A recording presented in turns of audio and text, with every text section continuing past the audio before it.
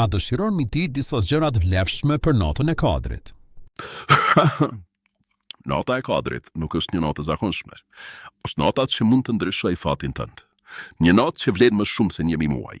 Mbi 83 vite adhurim. Pyetja nuk është nëse kjo natë është e madhe. Pyetja është, a do ta humbasësh ti?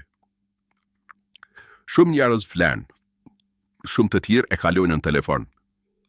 Dhe pastaj çuditëm pse zemrat e tyre mbetet bosh.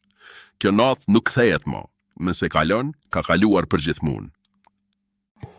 Sot, do t'ju tregoj 5 gjëra që duhet t'i bëjmë, po dhe 5 gjëra që nuk duhet t'i bëjmë në natën e Kadrit. 1. Fal namazin me përqendrim të plotë dhe jo me nxitim. Jo vetëm nga zakoni. Çdo sejdë është mundësi fagjeje. Imagjino si kur është namazi i fundit, sepse një ditë do t'jetë. 2.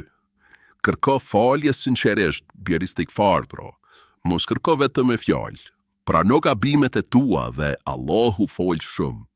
Por zemra do t'jetë sinqert. Kjo natë është për ata që kthehen realisht, jo vetëm për ata që flasin. 3. Lexo dhe reflekto mbi Kur'anin. Nuk ka rëndësi sa shumë lexon, por sa shumë ndjen. Edhe një ajet që të prek zemrën mund të vlej më shumë se faqet tëra pa mendim. 4. Bëj dua si kur varet gjithçka prej saj, sepse ndoshta varet. Kërko falje, udhëzim, qetësi, sukses edhe mbrojtje. Kjo është nota kur dyert e mëshirës hapen maksimalisht. Dhe 5. Jep sadaka, edhe nëse është pak. Një veprim i vogël në këtë natë shumë fishohet jashtë imagjinatës. Ndoshta një ndihmë e vogël sot bëhet shpëtim për ty nesër. Por nëse e shfrytëzon, edhe me hapat e vegjël, mund të dalësh nga kjo natë i falur, me i pastër dhe me një fillim të ri. Mos prit të ndjesh motivim perfekt.